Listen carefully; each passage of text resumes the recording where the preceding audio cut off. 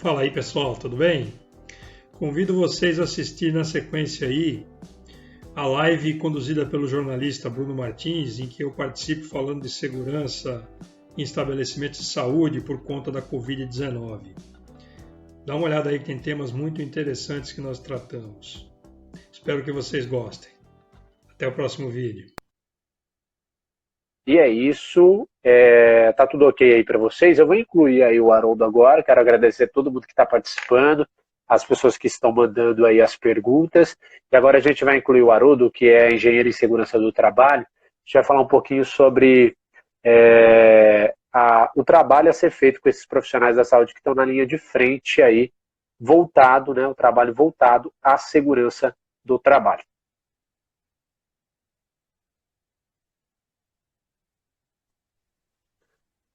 Haroldo, tudo bom? Beleza, Bruno, como vai? Tá me ouvindo? Tô te ouvindo bem, sim. E o áudio tá bom para você aí? Você conseguiu acompanhar bem a Vanessa? Consegui. Deu uns cortes, mas eu peguei o essencial. Deu uns cortes, não sei se foi a minha conexão. Eu acho que foi a nossa conexão daqui, ou a minha ou a dela, porque também cortou para mim aqui, mas ela até repetiu e tal. Enfim, Não, foi Haroldo, muito. foi bem produtivo o papo com ela passou um pouco do dia a dia dela, ela é técnica em coleta de sangue, e ela trabalha no Hemocentro ali de São Paulo, no IGESP, e ela falou um pouquinho do que mudou na rotina dela, que é o que mudou também para vários profissionais da saúde que estão na linha de frente. Só que, ao mesmo tempo que mudou, a gente nota que esses profissionais que estão na linha de frente, eles estão mais arriscados do que qualquer outra pessoa a contrair, infelizmente, essa doença. E aí entra um trabalho essencial, né, Haroldo? Que eu queria que você falasse conosco do trabalho e a importância da segurança do trabalho em hospitais. Perfeito, Bruno. Bom, um hospital, um estabelecimento de saúde, desde sempre, é um local de risco, né? Historicamente, a gente tem aí que no século XVIII o hospital era um local onde as pessoas iam para morrer. Não tinha muito tratamento, não tinha muita coisa a ser feita, né? Foi só a partir do século XVIII que houve a separação do hospital. E eu estou falando um pouco disso, não sei, porque é uma coisa que eu sei. Se você achar sim, que claro. não contribui, não, pode continuar no seu pensamento. Houve a separação do hospital com as outras entidades, porque existia uma função de caridade também, né? E nessa fase também, o hospital já tinha perdido a população, a população ocidental, principalmente, já tinha perdido aqueles conceitos de asseio, de limpeza que existiam na antiguidade. Com os adventos do segmento da religião e tudo tal, trouxe esse maior cuidado com a alma e esse descuido também com o corpo. E isso contribuía muito para que o hospital não fosse lá um ambiente assim, tão aprazível. Nunca foi, né? Mas tão assim, em termos de risco. Mas o hospital moderno, né, vamos dizer assim, ele não é apesar de você ter a necessidade de protocolos, ele não é um lugar que você possa dizer assim, para ficar visitando. Os protocolos de visita têm que ser rigorosos, os protocolos de proteção dos trabalhadores têm que ser rigorosos, os próprios profissionais da saúde reconhecem a possibilidade de infecção altíssima você permanecendo dentro do hospital, né? O hospital tem que ser encarado como uma área, assim, sinceramente eu não trabalhei em hospital, mas depois de 55 anos de vida a gente tem muita experiência com hospitais, né? Com a gente mesmo, com os filhos, com os pais. E, assim, a segurança do trabalho me trouxe isso de observar os locais que a gente visita, os locais que a gente trabalha. Então, um hospital, ele necessita de padrões de segurança, né? E os padrões de segurança do hospital estão vinculados hoje à nossa legislação, né? A nossa legislação de segurança é uma legislação bastante avançada.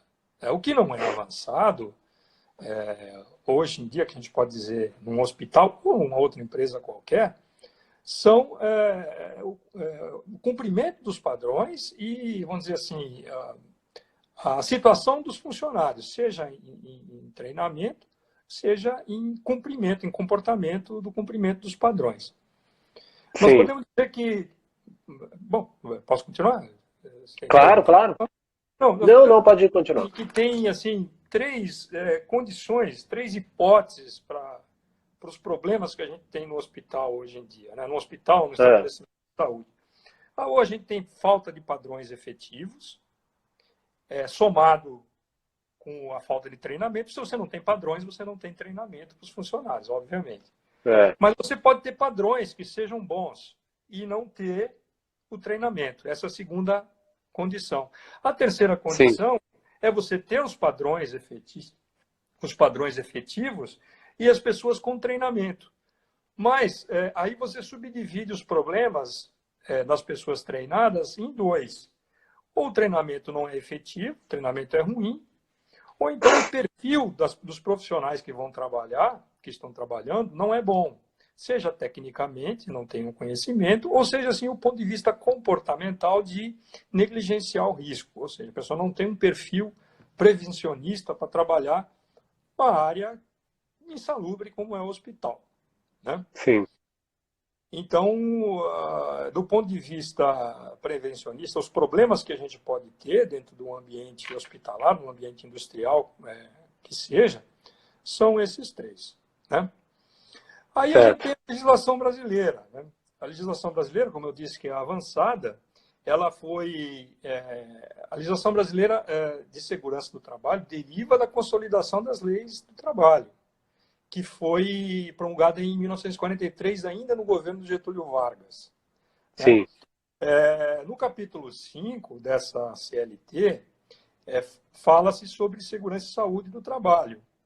E no artigo 55 está expresso a competência da empresa, né, as competências em saúde e segurança.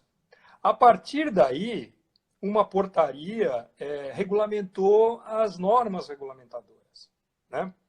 As normas regulamentadoras são fundamentais para a gestão, para a organização de todos os ambientes de trabalho que a gente tem hoje no Brasil. Que regulamentou a Lei 6.514, que em princípio a gente tinha 28 NRs. Depois, hoje, a gente já está no 36, 37, nem me lembro do número da última, mas enfim, já está nessa casa aí, 37, se não me engano. Tá? Mas, assim, começando pela NR1, que é fundamental, né? A NR1, que estabelece as condições gerais para a gestão da segurança, a hierarquia das medidas, né? Então, a norma regulamentadora 1 coloca uma hierarquia de medidas que você tem que cumprir para que seu ambiente tenha uma gestão de risco efetiva, que é, a primeira, a eliminação do risco. Você pode eliminar o risco? Bom, você tem um hospital que tem um risco ali. Você tem condições de eliminar aquele risco? Se tem, tem que ser eliminado o risco. Você tem que investir e fazer a eliminação do risco. Não me vem agora um caso, mas, por exemplo, vamos dizer que você tem um local que é muito abafado, né? Você tem que deixar esse local ventilado. Então, você tem que fazer obras de engenharia, né, para eliminar esse risco de ter um ambiente abafado, insalubre no hospital. Sim. As proteções coletivas. Você tem que ter proteções coletivas. Você tem que ter protocolos de proteção nas unidades de terapia intensiva, são filtragem do ar-condicionado com limpezas, medidas de manutenção para que backups, redundâncias, para que você não fique descoberto nos tratamentos das pessoas que necessitam esse apoio intensivo. Bom, aí você implantou as proteções coletivas, aí você tem que estabelecer medidas administrativas para que a segurança seja garantida também. O que são essas medidas administrativas? Bom, você estabelece revezamento de pessoal, você estabelece programa de reciclagem e treinamento, você estabelece um período de descanso depois de um determinado tempo de trabalho, enfim, padrões para evitar erros, para evitar cansaço, para fazer com que o trabalho seja efetivo com os recursos que você tem. também os programas de manutenção e todos os programas que são necessários, né? Certo. Existem programas que são obrigatórios para um hospital, como para muitas empresas, mas o hospital tem algumas coisas específicas. Por exemplo, o programa de controle médico e saúde ocupacional, apesar de ser um estabelecimento de saúde, a saúde do trabalho dos funcionários tem que ser controlada pelo médico do trabalho, conforme a Vanessa falou. O médico do trabalho da empresa tem que... Então, você tem que ter um programa para controlar, para ver se os seus funcionários não estão ficando doentes com o exercício do trabalho deles. Ô, Haroldo, pois não. Já que você entrou nesse ponto, que é o que me abre até uma oportunidade também de questionar, essa checagem do trabalhador em um ambiente hospitalar, ela deve ser feita com que frequência? A gente está lidando agora com um vírus que é novo, né? A gente tinha os equipamentos de proteção individual nos hospitais, que os profissionais estavam acostumados, enfim, até a Vanessa relatou para a gente aqui como mudou a rotina dela com relação aos EPIs. Mas a gente está lidando com um vírus que é novo. Você acredita que talvez que tanto a medição de saúde ocupacional desse trabalhador, a checagem do médico do trabalho de hospitais para com os trabalhadores dos hospitais, ela deve ser feita com que frequência? E falando também um pouco mais dos EPIs, esses EPIs, eles precisam se checar a maneira correta de dar um EPI para o trabalhador da saúde, ou enfermeiro, técnico, enfim, médico, que vai trabalhar com aquele paciente com Covid, que isole exatamente o risco que aquele profissional tem, sabe? De se checar esses EPIs e a frequência com que esse trabalhador precisa ser examinado pelo médico do trabalho do hospital. Olha, Bruno, o programa de controle médico, o médico estabelece, de acordo com o que está previsto, inclusive na ANR, por faixas etárias, ele estabelece a periodicidade dos exames, os exames necessários para cada função. Então, você tem, por exemplo, uma exposição. Isso é vinculado diretamente ao programa de prevenção de riscos ambientais, que vai mudar agora, a partir do ano que vem, vai se unificar com todos os riscos, vai ser o plano de gestão de riscos. Vai mudar, mas por enquanto ainda está válido. Tá? Os riscos ambientais são previstos no PPRA. E nos outros riscos de acidentes que há também, né?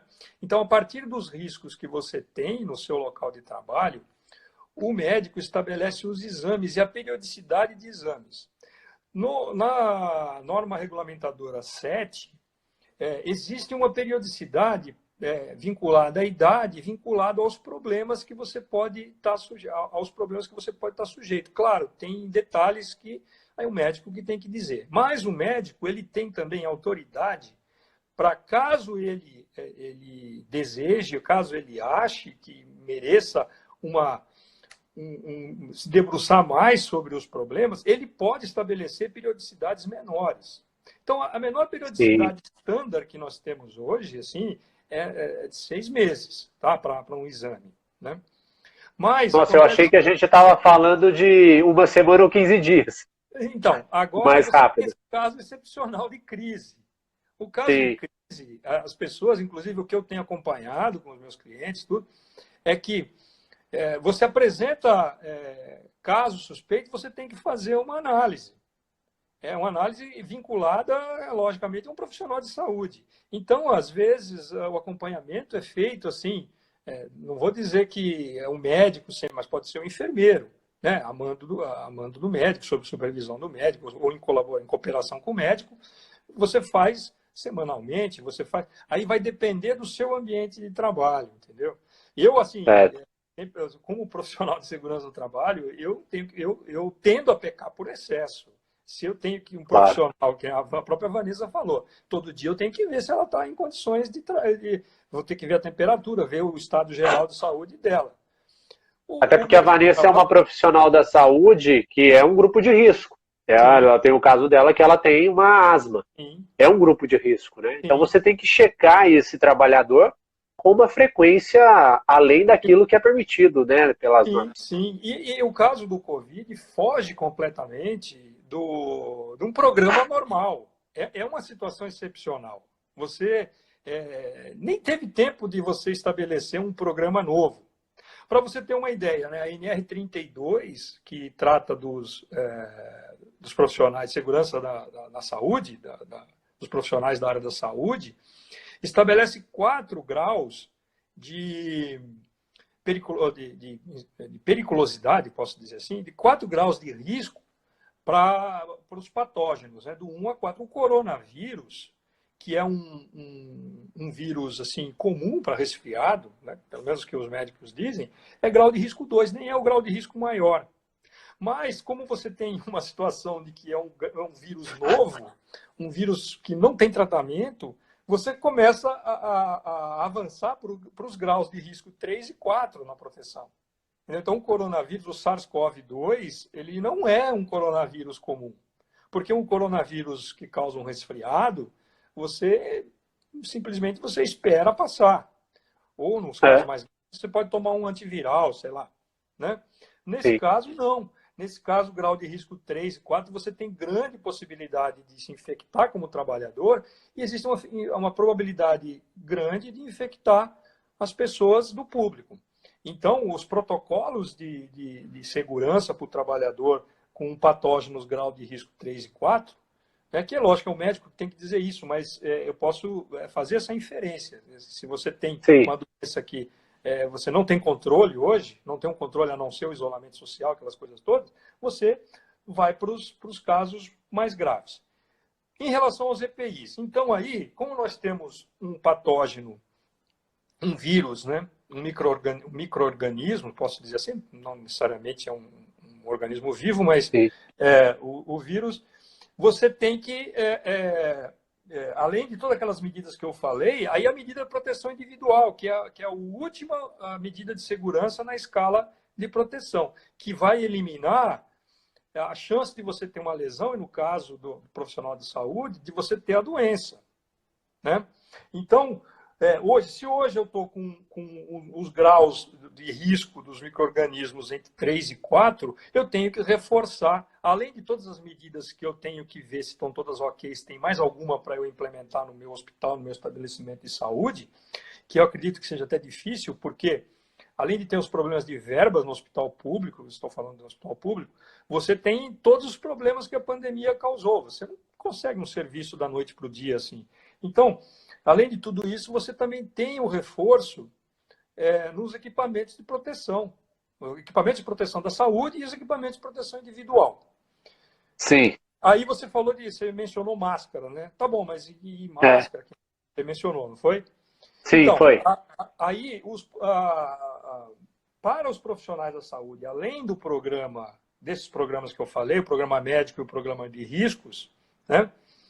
A NR32 prevê o programa de prevenção de riscos de materiais pérfuro-cortantes, que é o único setor que você tem esse tipo de programa obrigatório. Né? Então, você pode se infectar, ou você pode se machucar com agulhas, com lâminas, etc. Então, você tem que ter um programa de prevenção para que as pessoas não se cortem. Até porque, se você, depois, se tiver tempo, eu posso dar os números de acidentes do setor de saúde são muito altos. São números assustadores. E nós vamos falar de 2018, que é o que tem nos bancos de dados disponíveis para o público. De 2019, a gente não tem fechado ainda. Tá? E também tem o programa de proteção respiratória, que é aí vai entrar naquilo que você perguntou. O programa de proteção respiratória, é ele que vai estabelecer, né, para os problemas que você tem no seu estabelecimento, no caso, o hospital, quais são as proteções e como você vai usar e tudo, tal, os treinamentos, a forma de você colocar a máscara, a forma de você retirar a máscara, tudo isso vai no programa de proteção respiratória. E aí você tem, por exemplo, no hospital, você tem algumas coisas que são específicas, que estão nas recomendações, nas cartilhas de recomendação da Anvisa. E a Anvisa, inclusive, fez agora em abril uma nova cartilha atualizando os casos para o Covid-19, que são o seguinte, você tem a máscara cirúrgica, que protege das gotículas, né, da emissão de gotículas e tal, mas a emissão dos aerossóis, né, aí você vê, no caso do hospital, normalmente gotículas. Né? Se a pessoa estiver Sim. espirrando, essas coisas, aí uma máscara cirúrgica ela não é eficaz. A uma certa distância ela já perde totalmente a eficácia. Você tem que usar os protetores, as peças faciais filtrantes, que são as PFF. São as máscaras, né? E aí Sim. você tem as máscaras desde a PFF1, a PFF2 e a PFF3. A PFF1 deixa passar 20%, né, um teste padronizado, deixa passar 20% das partículas, a PFF2, 6%. A PFF2 ela é equivalente à N95, aquela máscara né, da 3M, que é bastante famosa, aquele modelo. E a PFF3 deixa passar 1% só. É 6% a PFF2, não 5%. E a PFF3, que seria a mais restritiva, a mais filtrante. Quem vai determinar isso é o profissional de segurança junto com os riscos. Você tem riscos maiores, você usa máscaras mais restritivas. Mais fortes. Exatamente. Quando você tem, aí é um desconhecimento meu, realmente, eu não sei. Quando você tem um caso assim, de unidades de terapia intensiva, em que você tem pacientes de Covid ali, né, você poderia classificar esse local como um nível alto, como de alto contágio, a pessoa se veste como se fosse um astronauta. Bom, segundo o que a Vanessa falou, parece que sim. Né? Eu realmente estou dizendo baseado no que ela falou. Então, baseado, né, nesse grau de contágio e de letalidade, né, mais ou menos 6%, 7% de mortos em relação aos contaminados, a gente poderia usar equipamentos de proteção mais robustos, todas aquelas capas que a Vanessa falou. O Haroldo, recentemente a gente acompanhou logo no início da pandemia aqui no Brasil uma falta assim exorbitante, uma falta gritante de EPIs em vários hospitais, do norte ao sul do país. Isso não só falando de regiões mais distantes dos confins brasileiros, mas muito próximo aqui de nós, né, na região sudeste aqui do país, São Paulo e Rio de Janeiro. Mas uma falta muito grande de EPIs. Né? E, ao mesmo tempo, a gente tem um dado, um ranking que mostra que o Brasil lidera o ranking de profissionais da saúde contaminados com Covid, principalmente enfermeiros que já vieram a óbitos por conta da doença. Você, como profissional, como engenheiro especializado em segurança do trabalho, você acha que falta, e aí falando agora de governo federal, de ações do Ministério do Trabalho com relação a isso, falta mais empenho dessas entidades na proteção destes trabalhadores? Sim, olha, aí envolve, eu não quero fugir muito do tema, mas envolve, por exemplo, a minha posição político-ideológica. Eu sou progressista, né? Eu acho que tem que haver um fomento do mercado interno, eu acho que você tem que ter muito apoio para as pequenas e médias empresas, que é exatamente o contrário que o ministro da Economia falou. Então, quando você já vem de uma desindustrialização muito forte, que não é uma situação assim por acaso, é um programa pensado, é um programa nacional pensado. Você tem muitas empresas que as pessoas não têm incentivo para produzir porque não tem dinheiro, os pequenos, e os grandes porque ganham mais com a especulação financeira. Então, não existe incentivo para produzir. Então, hoje, nós temos um grande problema de desindustrialização. Além disso, a gente tem um problema sério de gestão nas áreas públicas. Aí eu estou falando baseado no que eu vi. Né? Eu trabalhei no setor público na época da minha vida e foi uma época educativa para mim, porque eu via os problemas de gestão que tinha o setor público. Não era exatamente um hospital, mas era no setor de obras públicas e eu via os problemas que tinha. Os problemas de gestão, a falta de agilidade, tudo tal. Quer dizer, existe um desafio em combinar a lisura no trato com o dinheiro público e a agilidade com as medidas que são tomadas. Então, tem que ter, garantir a lisura e, ao mesmo tempo, ser rápido. E, às vezes, não é possível essa rapidez. A rapidez é diferente. Quando você tem uma economia debilitada e você tem um setor público que, às vezes, existe incompetência, claro, existe incompetência, existem os problemas, as travas de segurança para que você tenha um controle do dinheiro, existe isso também. Então, o que deve ser feito? O que o administrador eleito, vamos dizer assim, os prefeitos, e aí os nomeados, secretários de saúde, eles têm que ter um plano de preparação sempre para isso. Não, são coisas que não podem... Bom, mas agora foi uma situação excepcional. Ok, excepcional, vamos pedir ajuda para o governo do Estado. O governo do Estado mesmo, vamos pedir ajuda para o governo federal. Se o governo federal tem como programa exatamente o contrário que nós precisamos, programa econômico, ele tem que fazer uma revisão e falar o seguinte, olha, eu estou fazendo um chamado aqui, não sei como isso é possível, aí os advogados têm que responder. Eu quero empresas que possam fornecer máscaras em quantidade grande amanhã e tal, enfim, contrato de emergência, e buscar esse tipo de coisa. Não sei se estão usando esse tipo de expediente. Você não pode tratar uma situação de pandemia como se fosse uma situação normal. Aí você vai ter que abrir o processo licitatório e tal, que são todas coisas necessárias, mas não vai atender a situação de urgência que nós temos agora. A segurança do trabalho, ela trabalha com prevenção, né? Talvez tenha faltado dessas entidades responsáveis na proteção destes trabalhadores que estão na linha de frente, ter levado um pouco mais a sério a prevenção, né? Ter se precavido, né? A falta de equipamentos que a gente vê na imprensa, a própria Vanessa acho que mencionou rapidamente, mas a falta de equipamentos de segurança é um caso gravíssimo. O equipamento de segurança é a última defesa para o profissional da saúde. Se você não tem equipamento, o equipamento tem que ser descartado. Não existe um prazo mínimo para descartar, mas existem algumas recomendações, né? Por exemplo, a máscara cirúrgica, que é um equipamento da saúde, não é um EPI propriamente dito, mas é usado no ambiente da saúde, você descarta com 2, 3 horas. Se você não tem no seu hospital, não tem, o cara vai usar o dia inteiro, e vai usar no dia seguinte, vai ter que lavar, não sei lá o que ele vai fazer. Tudo isso vai trazer problemas. Seguramente que o cara não tem o equipamento adequado, não consegue fazer as trocas necessárias, ele tem que descartar aquele equipamento, no dia seguinte ele não tem equipamento, ele vai ter que usar o mesmo. Agora, eu não posso dizer que isso é generalizado, porque eu não tenho os dados. Até agora, as informações, elas são informações pequenas.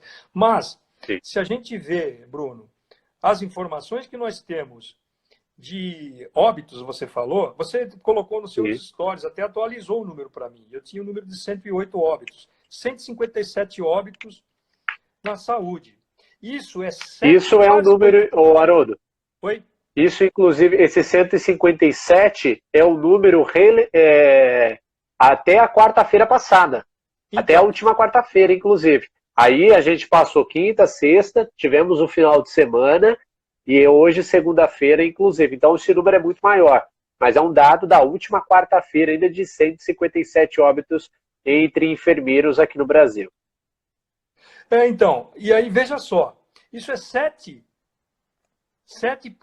quase 8% dos óbitos em relação a 2018. Em 2018, nós tivemos 2.098 óbitos. Então, é um número muito alto. É um número e assim, só para você ver, são 17 mil, o COFEM fala em 17 mil infectados. Né? Com o CID-Z20, que fala de doenças transmissíveis, em 2018, foi 15.261. Quer dizer, as CATs que relatam doenças transmissíveis, né, que a pessoa ficou doente porque pegou uma doença, né, doenças transmissíveis, foram 15.261 casos em 2018. Claro, pode ter alguma subnotificação, alguma coisa assim, etc. e tal. Mas os números e que o COFEM fala hoje já são superiores aos casos de infecção no ambiente de trabalho. E tem outros números. E isso a gente está falando de uma pandemia que não tem 4 meses aqui no Brasil, 5 meses de uma pandemia que veio para o Brasil. O Brasil ele já podia ter se preparado melhor, porque em janeiro isso estava estourando na Ásia, começou a ir para a Europa.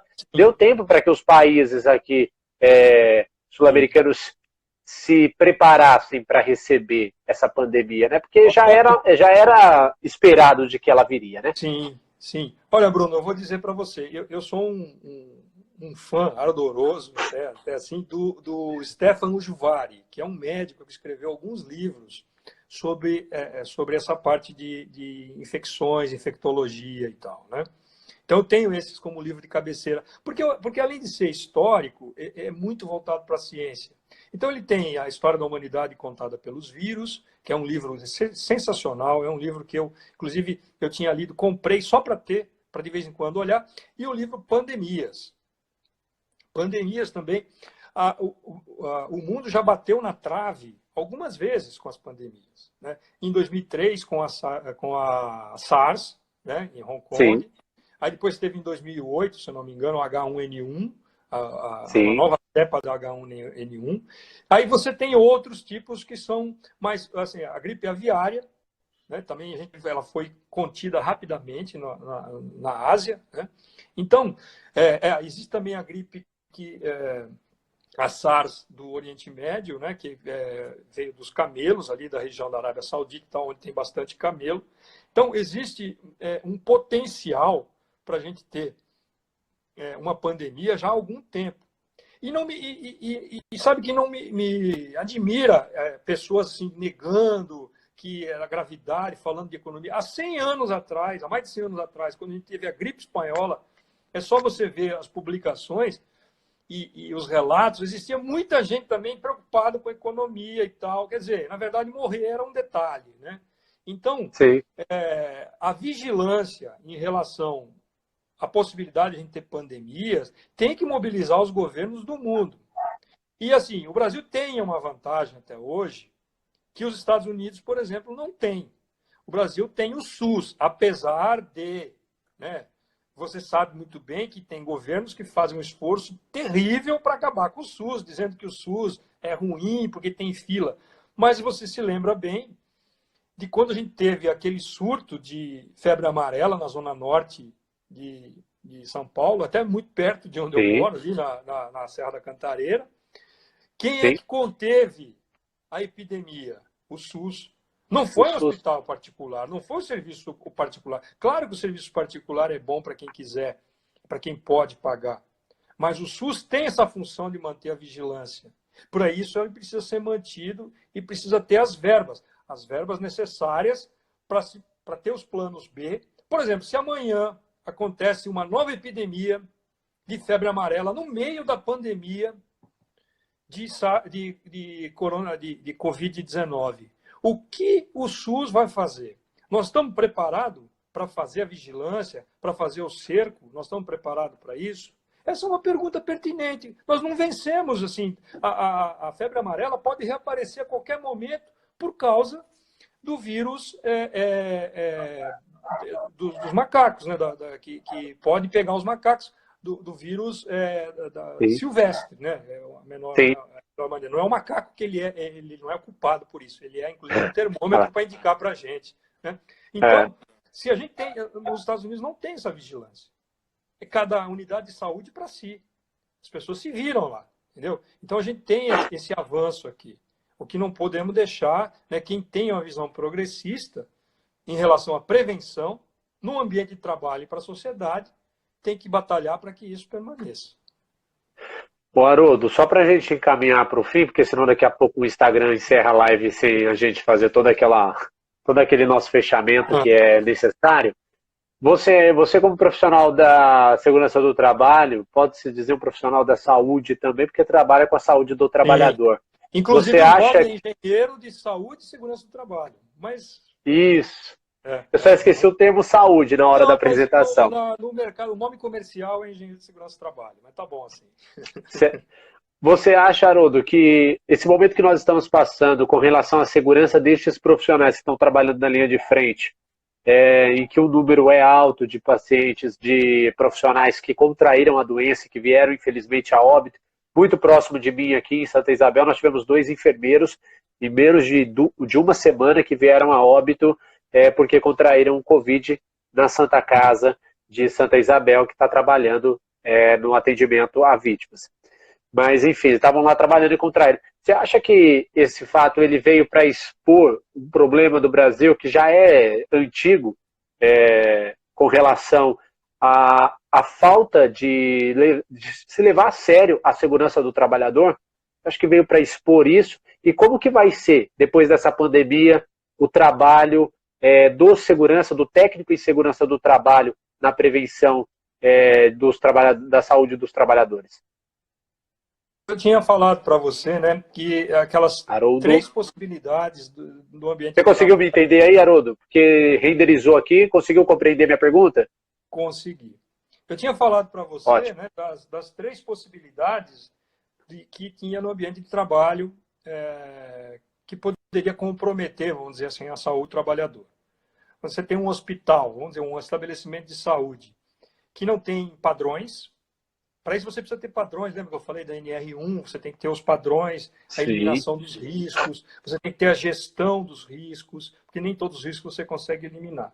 Se você não tem padrões efetivos, você não tem pessoal treinado, porque você tem que treinar as pessoas nos padrões, nos procedimentos, nos protocolos de saúde, né? Aí, se você tem os padrões, mas não tem as pessoas treinadas, você continua com um problema. Você tem coisas escritas muito bonitas, mas você não faz acontecer na prática. E depois você tem os padrões bonitos, escritos, tem as pessoas treinadas, mas só que as pessoas, por algum motivo, não cumprem. Esse é um problema também. Que acontece nas empresas que você fala assim, olha, 5 estrelas, você tem os padrões, tem as pessoas treinadas, e as pessoas não cumprem. Ou porque não foram bem treinadas, ou porque não tem perfil. Então, assim, o que eu digo? Quando você não tem padrões efetivos, você não tem equipamentos de proteção necessários. Porque se você tem um padrão efetivo de gestão dos riscos, da segurança interna do local, você tem que ter EPIs adequados para os trabalhadores. E se são descartáveis, você tem que ter as EPIs para fazer as trocas.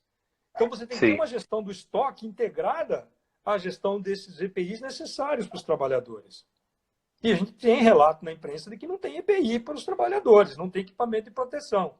Então, a função do técnico de segurança, às vezes, você me perguntou o técnico de segurança. O técnico de segurança, ele tem uma margem de manobra pequena, às vezes, dentro da empresa. Acontece quase sempre.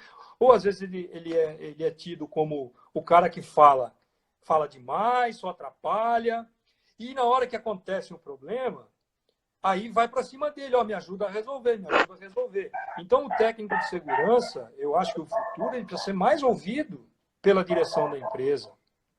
Porque essas condições excepcionais trouxeram isso de importância, a importância que esse profissional tem.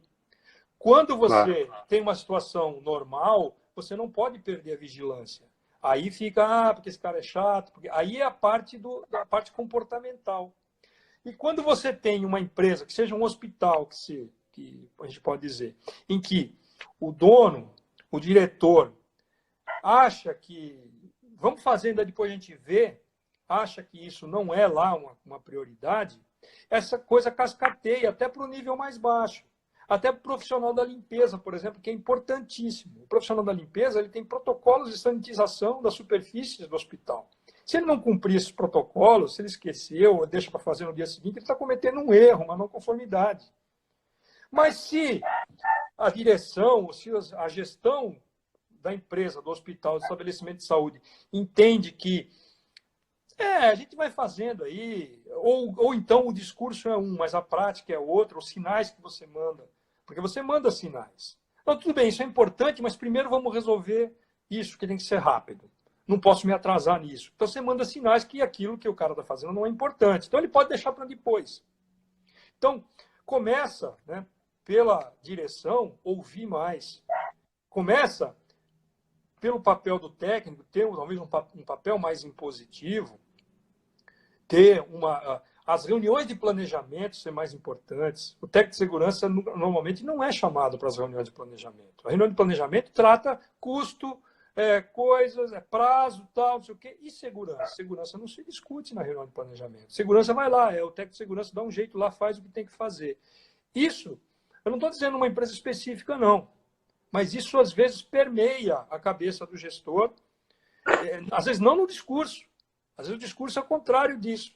Mas acontece de, na prática, você transmitir essa mensagem para o chão de hospital, vamos dizer assim. É tipo, vamos aproveitar a oportunidade e passar a boiada, né? Exatamente. Exatamente. Infelizmente.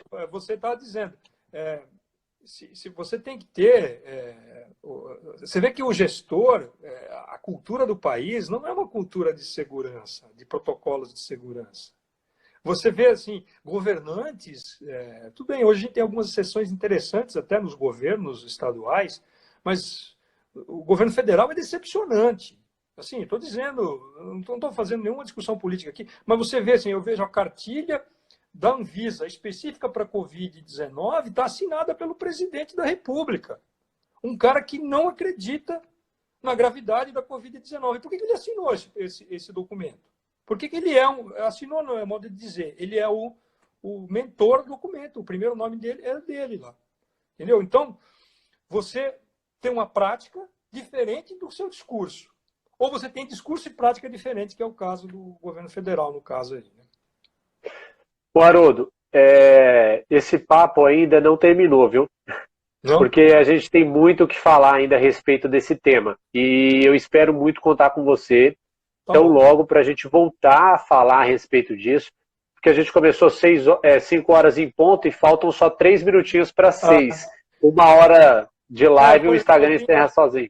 Eu tinha para falar para você ainda, inclusive, o grau de risco. Por exemplo, o grau de risco de um hospital, que é estabelecido pela legislação brasileira, não é o mais alto. E apesar a construção pesada tem o grau de risco 4. O hospital tem grau de risco 3. Mas a quantidade de acidentes de hospital é muito mais alta do que de construção civil. É impressionante isso. Então, o hospital não é um ambiente seguro para o trabalhador. 2018, estou dizendo. Mas acredito que não tenha mudado muito. Acredito que tenha piorado, inclusive, com a situação de agora. Com certeza. Então, Haroldo, eu vou continuar nesse papo essa semana ainda. Eu tenho uma live já para quarta-feira. Vou até passar o relatório aqui já contigo e para as pessoas que estão assistindo. Eu pretendo fazer uma live, eu só estou esperando a profissional me responder se ela vai conseguir ou não, porque ela é fisioterapeuta e ela trabalha na linha de frente de um hospital na recuperação de pacientes com Covid. Eu tenho uma enfermeira que já topou falar que ela contraiu o Covid, curou-se, voltou à rotina dela normal, enfim. Mas na quarta eu pretendo falar sobre a importância da fisioterapia em pacientes com Covid-19. E aí vou ter 2 entrevistadas. Mas mais para frente a gente vai voltar a falar, não vai demorar muito, vai ser tão logo, sobre a importância da segurança do trabalho.